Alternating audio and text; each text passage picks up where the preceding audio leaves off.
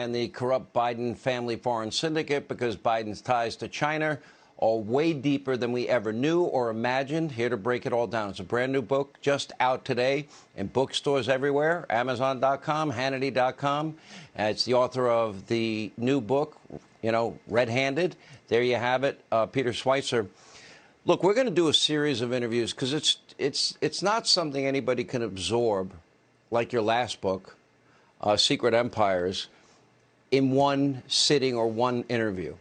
Let's give tonight a broad overview of how involved the Bidens are with China and others. Well, what's interesting about the Biden story, Sean, we first broke the relationship between the Biden family and the Chinese back in 2018 on your show. And at that time, it seemed like a story about corruption and influence peddling. We basically took the laptop and other information and traced back who in China actually made those deals happen for the Biden family.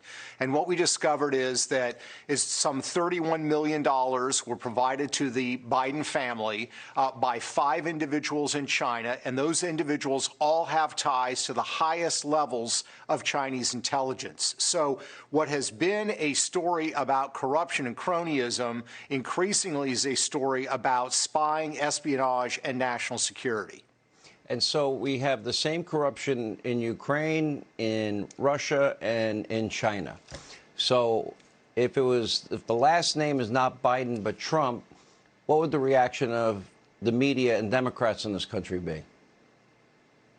Well, I think the reaction would be that we need to investigate and probe. That has not happened in this case. And, Sean, what's really stunning about it is, you have this connection with the vice minister for state security in China. You have this connection with a former head of the Ministry of State Security in China who runs the entire spy apparatus. You have those relationships. But in the midst of Hunter Biden striking these deals in China, he does something really shocking. He goes to the U.S. Secret Service and says, I do not want any protection when I travel overseas. So that means he's going to China, elsewhere around the world. He clearly does not want certain elements in the federal government to know exactly what he's doing and where he's going. So this demands investigation. This is not just about politicians getting money from their office or from a foreign power.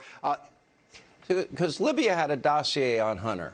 And in the dossier, they knew he was a drug addict, and he had a proclivity, like to hire working women of the night. We'll say it that way. Do you believe, in all likelihood, the odds are very high, China, Russia, Ukraine, and a lot of these countries have the Biden family compromised?